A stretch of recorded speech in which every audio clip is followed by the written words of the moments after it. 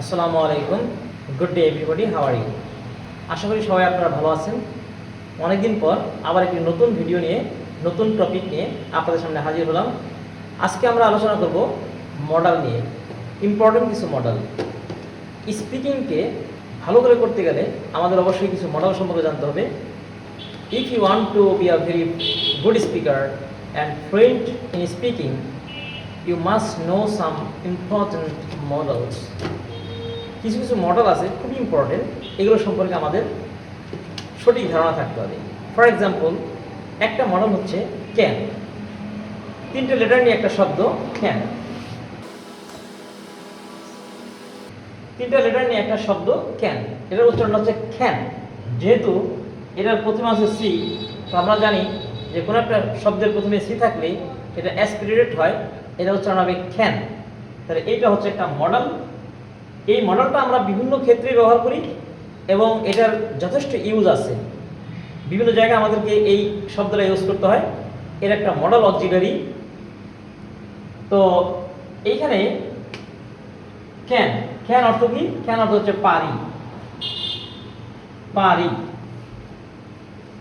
Present ability, বর্তমানের কোনো সক্ষমতা বোঝাতে ক্যান ইউজ হয়। বর্তমানে আমরা যে কাজগুলো করতে পারি সেগুলো সম্পর্কে বোঝানোর জন্য এই ক্যান শব্দটা, ক্যান মডেলটা ইউজ হয়। ক্যান অর্থ পারি। তাহলে যেমন I can speak, I can speak in English.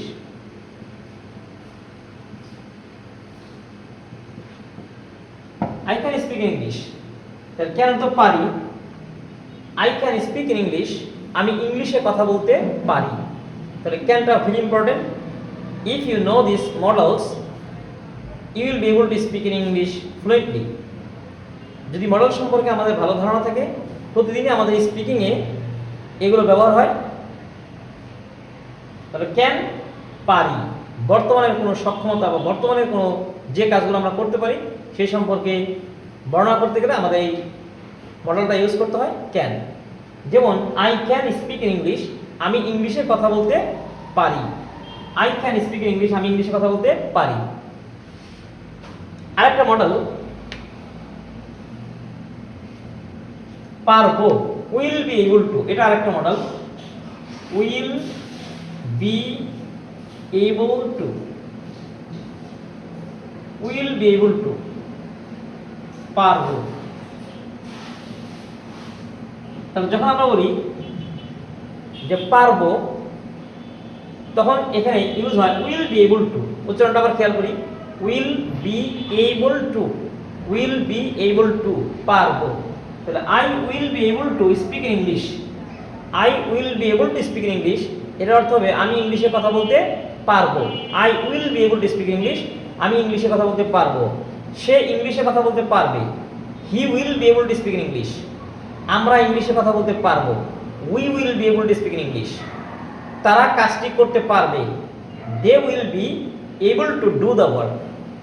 আমি লিখতে পারবো, I will be able to write. So this is the way to use this model, very important, because in speaking we always use this types of models. এই মডেলগুলো আমরা প্রতিদিনই স্পিকিংয়ে ব্যবহার করি। তাহলে আমাদের মনে রাখতে হবে উইল বি এবল টু অর্থ হচ্ছে পারবো, I will be able to speak in English, আমি ইংলিশে কথা বলতে পারবো। আরেকটি important model could, could, could. এই মডেলটার অর্থ হচ্ছে এটা অতীতের কোনো সক্ষমতা বোঝাতে কুড ইউজ হয়। অতীতের কোনো সক্ষমতা, পাস্ট এবিলিটি, পাস্ট এবিলিটি বোঝাতে কুড ইউজ হয়। Could, I could speak in English, আমি ইংলিশে কথা বলতে পারতাম। তাহলে এটা হবে পারতাম। I could speak in English, I could speak in English, আমি ইংলিশে কথা বলতে পারতাম। He could speak in English, সে ইংলিশে কথা বলতে পারতো। He could come to my house, সে আমার বাসায় আসতে পারতো। তাহলে অতীতের কোনো সক্ষমতা বোঝাতে কুড মডেলটা ইউজ হয়। তাহলে আমরা শিখলাম can, will be able to, could. Should,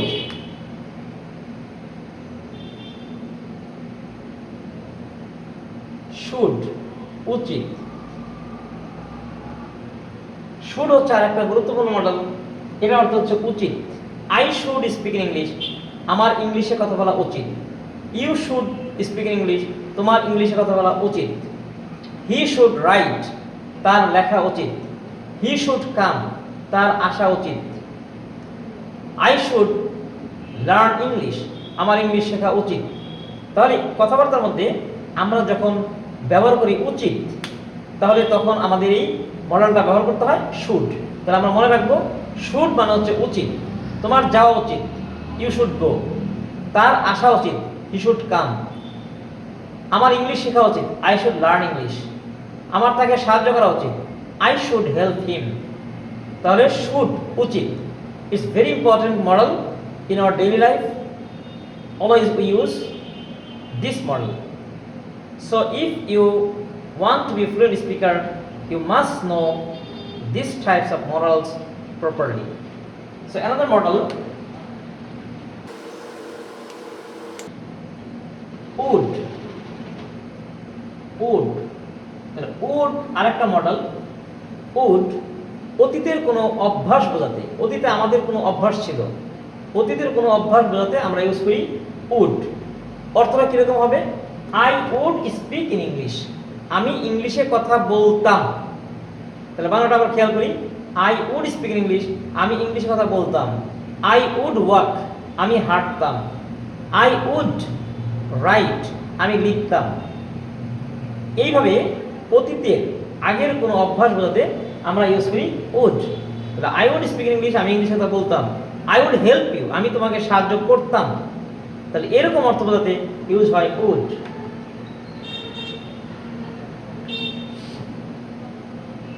আরেকটা ইম্পর্টেন্ট মডেল হচ্ছে মে।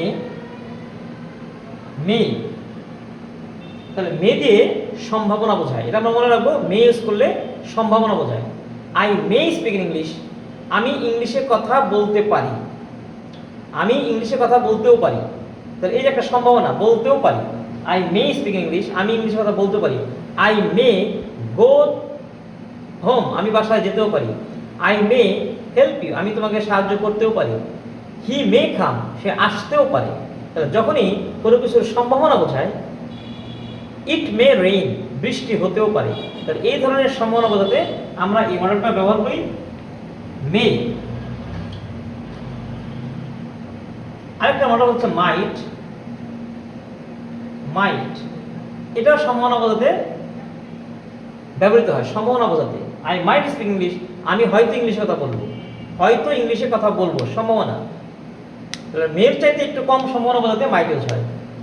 মেয়েতেও সম্ভাবনা বোঝায়, মাইটেও সম্ভাবনা বোঝায়, তবে মেয়ের সাথে কম সম্ভাবনা বোঝাতে মাইট ইউজ হয়। আই মাইট স্পিক ইংলিশ, আমি হয়তো ইংলিশে কথা বলবো। So there are some important models in our speaking. Is very important. If you memorize this model with meaning, then you will be able to speak in English fluently. So try to memorize and try to understand these types of model. It will be very helpful to speak in English always. Thank you very much for watching my video. আমার video দেখার জন্য আপনাদের সবাইকে অনেক ধন্যবাদ। আমার অন্যান্য ভিডিওগুলো দেখার জন্য আপনাদের সবাইকে আমন্ত্রণ জানাচ্ছি। আমার আই বাটনে ক্লিক করলেই অন্যান্য ভিডিওগুলো দেখা যাবে। ধন্যবাদ সবাইকে।